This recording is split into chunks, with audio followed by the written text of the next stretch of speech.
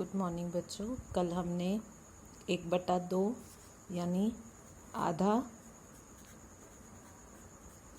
1/4, 1/4,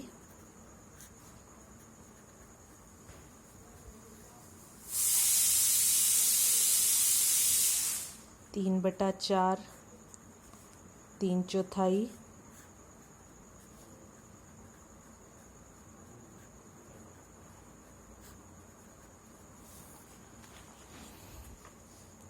इन सबको जाना। अब 1/2 का मतलब हमें पता है किसी चीज़ के 2 टुकड़े बराबर बराबर हो। हम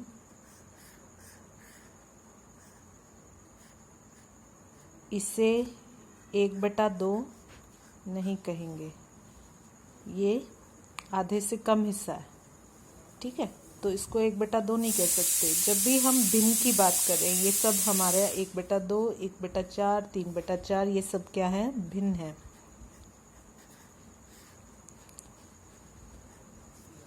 तो हमने समझ लिया भिन्न क्या होती है। जब किसी चीज़ के हिस्से हम बराबर के 2 हिस्से करते हैं तो ही भिन्न बनती है, ठीक है। अब 1/2 में एक तो है उस भिन्न का अंश और 2 है उसका हर, ठीक है। अब अगर हमने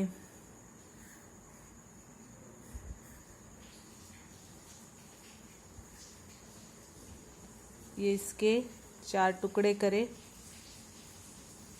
4 में से 2 गए, क्या इसे हम आधा कहेंगे? हाँ, ये भी आधा ही है, क्योंकि इन दोनों में से एक और इन दोनों में से भी एक, तो 2 में से 1 हो गया। इस तरह से भी ले सकते हैं और हम देख के भी बता सकते हैं कि आधे में रंग किया गया है।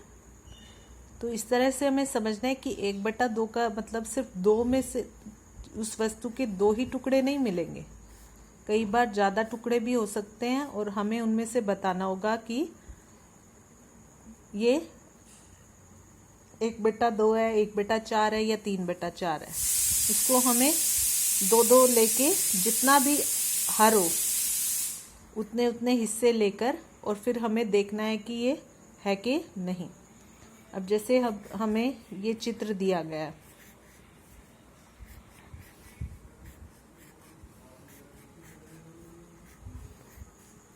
अब इसमें से त्रिभुज कितनी है? त्रिभुज को भिन्न रूप में क्या लिखेंगे? कितनी त्रिभुज है? कुल आकृतियों का त्रिभुज कितनी है? तो कुल आकृतियां कितनी हैं? 1, 2, 3, 4, 5, 6, 7। कुल आकृतियों का त्रिभुज है 3। 7 में से 3 त्रिभुज है, ठीक है। इसी तरह अब हमारे पास कुछ फल दिए गए हैं, 2 तो केले हैं,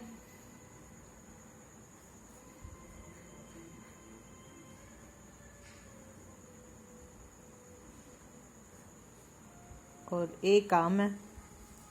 तो आम कुल फलों का कितना भाग है? तो कुल फल कितने हैं? जो कुल होगा उसको नीचे लिखेंगे 3, और आम कितने हैं?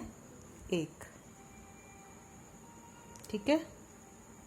आ गया समझ में? इसी तरह के कुछ प्रश्न मैं आपको दे रही हूँ, आप हल करें।